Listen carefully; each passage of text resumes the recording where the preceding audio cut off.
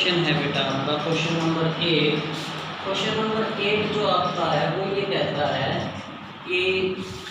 Question number 8 जो आपका है वो ये कहता है कि जो आपने एक पेडस्टल है, ठीक है, पेडस्टल है जो ग्राउंड पे लोकेटेड है, उस पेडस्टल के टॉप पे, उस पेडस्टल के ऊपर एक जो है ना स्टैचू लगा हुआ है। स्टैचू किसी का भी हो सकता है, ठीक है, स्टैचू किसी का भी हो सकता है, स्टैचू लगा हुआ है। अब सेम देखिए उसके उस ग्राउंड पे किसी पॉइंट पे स्टैचू के बॉटम से और उसी स्टैचू के टॉप से, ठीक है, आपके पास दो एंगल ऑफ एलिवेशन बनते हैं, दो एंगल ऑफ एलिवेशन बनते हैं। ये देखिए ये जो एंगल है ये है 45 डिग्री का और ये जो एंगल है ये है आपका 60 डिग्री का, ठीक है। अब की बात देखो, पिछले क्वेश्चन में हमें बिल्डिंग की हाइट दे रखी थी, टावर की हाइट फाइंड करनी थी, यहाँ उसका उल्टा है। अब की बार स्टैचू की हाइट आपको दे रखी है 1.6 मीटर और अब की बार हमें जो है ना A B C D, तो हमें अब की बार जो है ना BC की वैल्यू फाइंड करनी है, यानी कि हाइट ऑफ द पेडस्टल, चबूतरा जिसको हम हिंदी में बोलते हैं, ठीक है, पेडस्टल की जो हाइट है वो फाइंड करनी है। फिगर आपके सामने तैयार है, तो हम क्वेश्चन शुरू करते हैं। देखिए मैंने आपको बताया है कि जो भी क्वेश्चन हम करें उसमें जो कॉमन हो, जो साइड कॉमन हो, जैसे दो ट्रायंगल्स फॉर्म हो रही है, एक 45 डिग्री एंगल के साथ, एक 60 डिग्री एंगल के साथ, तो दो ट्रायंगल फॉर्म होंगे तो या तो उसमें बेस कॉमन होगा या उसमें परपेंडिकुलर कॉमन होगा। परपेंडिकुलर कॉमन होने का कोई चांस नहीं है, बेस कॉमन है इसमें, तो क्या करेंगे, in triangle first of all ले लेते हैं हम ए सी डी और सी डी फाइंड करेंगे, सी डी बाई ए सी, यानी कि base by perpendicular. Base by perpendicular क्या होता है, कोट, ठीक है, कोट। और कोट अब की बार जब बड़ी ट्रायंगल होने लगी है तो एंगल भी बढ़ा देंगे, यानी कि कोट 60 डिग्री, ठीक है। सी डी अननोन है, AC देखिए क्या है 1.6 प्लस BC, क्योंकि टोटल हाइट AB की तो 1.6 है और BC की मिसिंग है, तो BC को हम BC ही लिख देंगे। कोट 60 क्या होता है 1/√3, ठीक है, कोट 60 होता है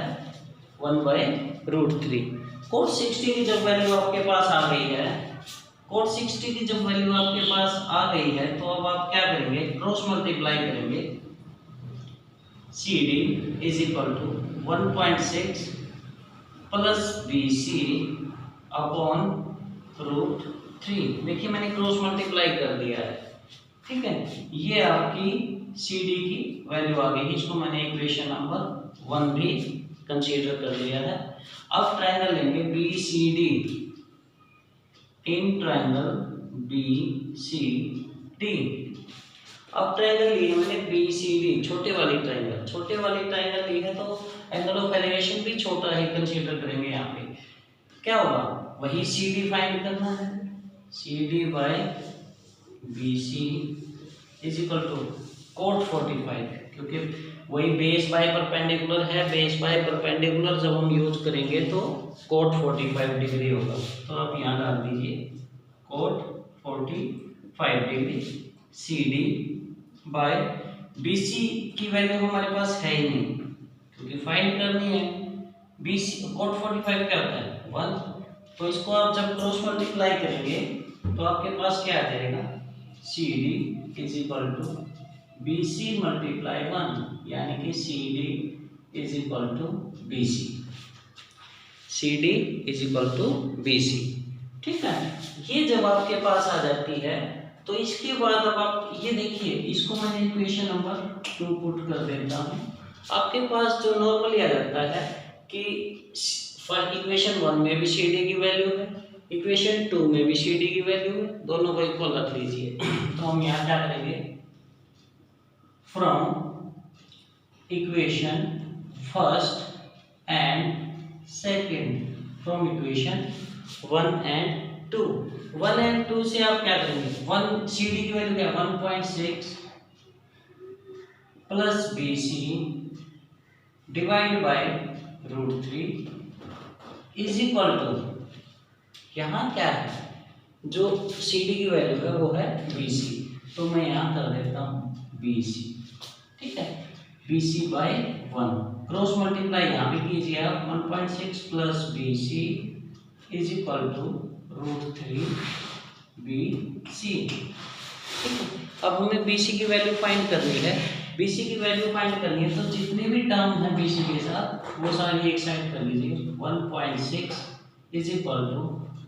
√3 B C minus B C,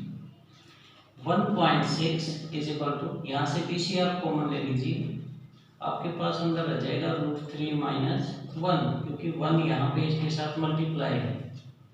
ठीक है। उसके बाद आप क्या करेंगे, बी सी को यहीं रख लीजिए और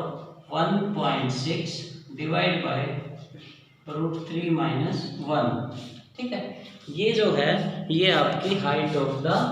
पेडस्टल है, लेकिन मैंने पहले भी आपको बताया कि नीचे रूट है तो उसको हमें सोल्व करना है, तो क्या एक ही प्रोसीजर है उसका, क्या करेंगे, ऑन रैशनलाइजेशन, ऑन रैशनलाइजेशन, ठीक है, क्या होगा 1.6 डिवाइड बाय √3 माइनस 1, तो क्या करेंगे √3 minus 1 by √3 plus 1 by √3 plus 1, क्योंकि मैंने कहा था जब दो टर्म होती हैं तो रैशनलाइजेशन में क्या करते हैं, बीच का साइन जो है आप चेंज करते हो वहाँ पे, तो यहाँ पे आपके पास आ गया 1.6 इंटू √3 प्लस 1 डिवाइड बाई, देखिए a माइनस बी, यहाँ पे मैं सॉल्व भी कर देता हूँ, a minus B into A plus B is equal to होता है A square minus B square, तो यहाँ पे भी क्या हो गया √3 का स्क्वायर माइनस 1 का स्क्वायर। नेक्स्ट स्टेप में क्या आ जाएगा 1.6 इंटू √3 प्लस 1 डिवाइड बाय √3 का स्क्वायर 3 माइनस 1, तो नीचे क्या आएगा, देखिए 1.6 into √3 plus 1 divide by 3 minus 1 क्या होता है, 3 माइनस 1 जो होता है वो होता है आपका 2, और जब आप इसको कैंसिल करेंगे तो क्या आ जाएगा 2 8 जा, यानी कि 0.8, तो ये आपका जो आ जाएगा 0.8 इंटू √3 प्लस 1 मीटर, किसकी वैल्यू है वो बी सी की, और बी सी क्या था pedestal. So height of the pedestal is 0.8 into √3 plus 1 meter square. This is your required answer.